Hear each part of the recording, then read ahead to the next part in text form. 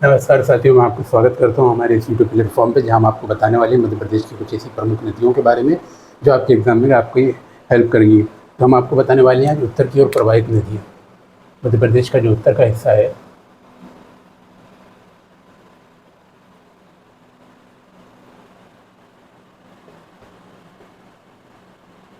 उत्तर की ओर प्रवाहित नदियों के बारे में हम आपको बात करेंगे। तो इसमें प्रमुख रूप से एक नदी आती है जिसका नाम होता है चंबल।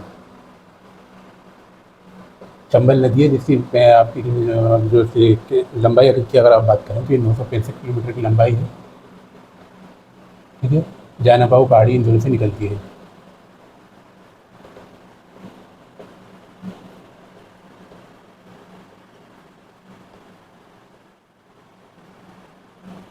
ठीक है, ये प्रमुख रूप से एक नदी हो गई। दूसरी हम आपकी नदी की बात करते हैं जिसका नाम आता है बेतवा। बेतवा जो नदी है उसकी लंबाई की अगर आप बात करते हैं तो 590 किलोमीटर इसकी लंबाई है।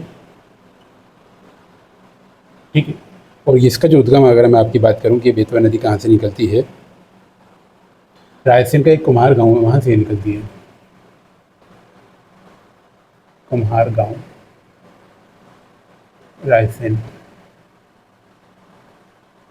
ठीक है, रायसेन ये मध्य प्रदेश में आता है। आप जानते होंगे, आप मध्य प्रदेश के एग्जाम की तैयारी कर रहे हैं। तो ये कुम्हार गांव 590 किलोमीटर की लंबाई है इसकी बेतवा नदी की। ये भी मध्य प्रदेश की नदी है। ठीक है, नंबर 3 की हम अगर आपकी बात करते हैं, नंबर 3 की जो नदी है प्रमुख रूप से नदी है उसको कहा जाता है सिंध नदी। सिंध नदी, ठीक है, सिंध नदी की जो लंबाई है वो 470 किलोमीटर है।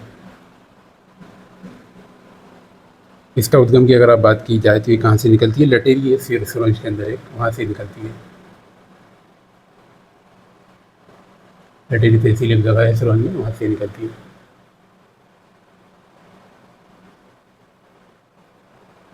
सिरोंज, ठीक है। चौथी नदी की अगर हम बात करते हैं तो ये आती है केन नदी। केन नदी, केन नदी के बारे में अगर हम आपको बताएं इसकी लंबाई जो है 427 किलोमीटर की इसकी लंबाई है।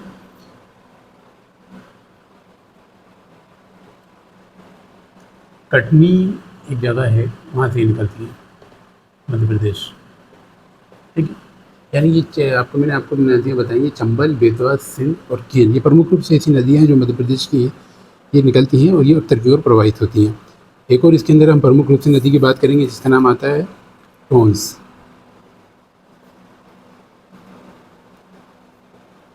टोंस नदी, ठीक है।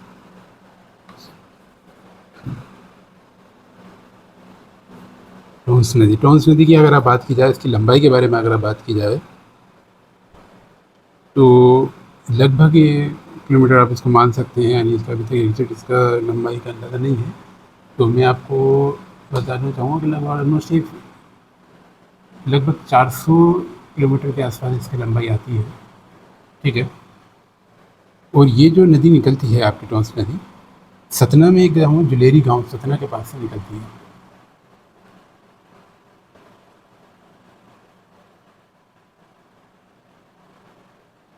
सतना, ठीक है। ये तो हो गई आपकी नदियाँ मध्य प्रदेश की। और एक और नदी इसमें बचती है सोन नदी।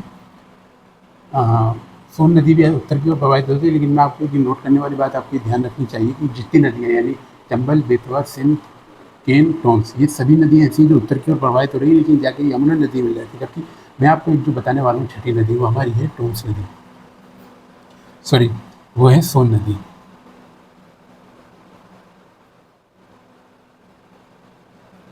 सोन नदी, सोन नदी की जो लंबाई आती है वो आती है लगभग 780 किलोमीटर की।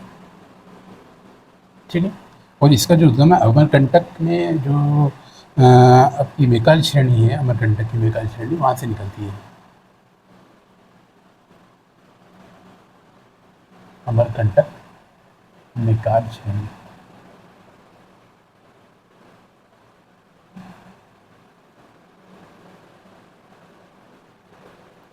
ये एकमात्र ऐसी नदी है मध्य प्रदेश के उत्तर की ओर प्रवाहित होने वाली नदियों में जो अपना उद्गम जो है, मैं आपको इसके बारे में कुछ बताना चाहूँगा। ये अपने यमुना में ना मिलाकर ये गंगा में मिलाती है।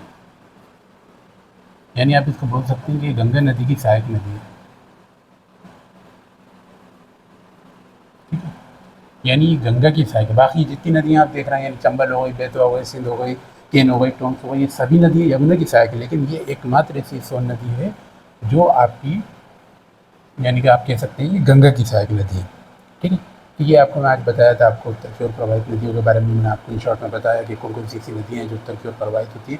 कल हम इसी तरह आपको बात करेंगे दक्षिण की ओर प्रवाहित होने वाली नदियों के बारे में, फिर पूर्व की ओर बात करेंगे जो पूर्व की ओर प्रवाहित होती है, फिर उसके बाद पश्चिम की ओर जो प्रवाहित होती है, तो उन सभी के बारे में आपको बताया जाएगा। आप हमारे साथ बने रहे, चैनल को लाइक करें, चैनल को सब्सक्राइब करें और कंटिन्यू लगातार हमारे चैनल पर अपनी तैयारी को और मजबूत बनाते रहें। धन्यवाद।